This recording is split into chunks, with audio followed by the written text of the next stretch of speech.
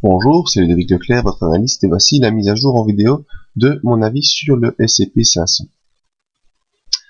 Alors, le S&P 500 cette semaine nous donne une semaine qui est un petit peu haussière, mais c'est pas folichon. En effet, la semaine dernière, on a clôturé sur 1370, et cette semaine, on clôture sur 1378, donc on a gagné un petit peu, mais pas énorme.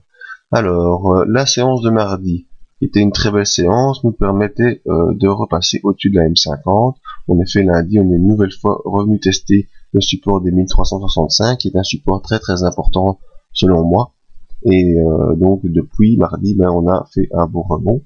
Ensuite, jeudi, vendredi, deux séances baissières qui ont quasiment annulé le rebond de mardi. Et on termine vendredi par une petite bougie haussière, mais qui coince sous la M50. Et ça, je vous avoue que c'est pas un bon signal pour la suite, d'autant plus que la séance de mardi est venue coincer sous la M20 et on n'a pas pu poursuivre au-delà. Donc on est en phase dynamique baissière, on coince sous les moyennes mobiles. Alors on est actuellement dans ce petit canal haussier que je vous ai dessiné, je vous ai matérialisé par ces deux petites lignes, donc petit couloir haussier, mais la tendance reste bel et bien baissière étant donné qu'on coince sous les moyennes mobiles, donc à suivre attentivement la semaine prochaine, la sortie de ce canal probablement par le bas, et un retour sur 1365 qui est un de mes supports favoris pour l'instant. Nous verrons la suite. Alors, les indicateurs. Le MACD est toujours sous son signal baissier, le signal qui est baissier également, et on est sous la zone des zéros. Donc ça nous indique que la tendance baissière est encore en cours et qu'actuellement il n'y a pas vraiment de signal d'inversion qui se dessine. Le RSI. Le RSI est toujours en sa zone neutre, entre 40 et 50, plutôt en tendance baissière sur le moyen terme et court terme tendance haussière, mais tout ça se joue dans la zone neutre, donc c'est vraiment pas des fortes impulsions, c'est plutôt des phases d'attente. Le stochastique, après avoir connu une belle hausse avec ce petit canal haussier que je vous ai dessiné, semble devoir croiser à la baisse début de semaine prochaine, ce qui nous annoncerait le passage sous le canal que j'ai dessiné, et donc une nouvelle accélération baissière. Bon, actuellement c'est pas encore fait, mais ça se présente comme ça. Donc, on est actuellement en possible croisement baissier avec un signal qui est haussier. Donc c'est pas encore vraiment le gros signal d'inversion de tendance qui est marqué. Alors le plus important c'est les volumes.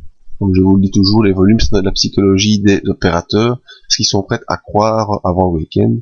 Eh bien on voit que au niveau des volumes c'est toujours des volumes vendeurs qui prédominent. Alors on avait eu courant mars des volumes vendeurs qui étaient légers, et puis on a eu subitement une accélération depuis le mois d'avril des volumes vendeurs, donc derrière ceux qui ont commencé avant mi-avril viennent s'ajouter de nouveaux qui vendent encore le S&P 500, et donc ça veut dire que pour le moyen terme, plus personne ne croit, plus personne ne semble croire à la hausse du S&P 500, et ça c'est plutôt mauvais d'observer des volumes comme ça. Donc actuellement le S&P 500 dans son petit canal haussier, mais en tendance baissière sous les moyennes mobiles. Les indicateurs sont également tous baissiers, mis à part le RSI qui stagne un peu. Donc ce qu'il faudrait regarder pour la semaine prochaine, ce sera une probable sortie de ce petit canal haussier, un retour sur 1365 et peut-être un nouveau test des 1357.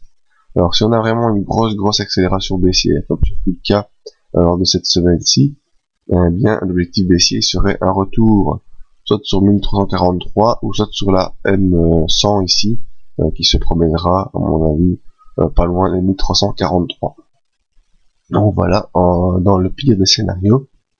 Et pour le meilleur des scénarios, eh bien ce serait de revenir au-dessus de la M20 et de ce niveau ici des 1392, mais il ne semble pas que actuellement techniquement on a les raisons de penser qu'on va vers la hausse.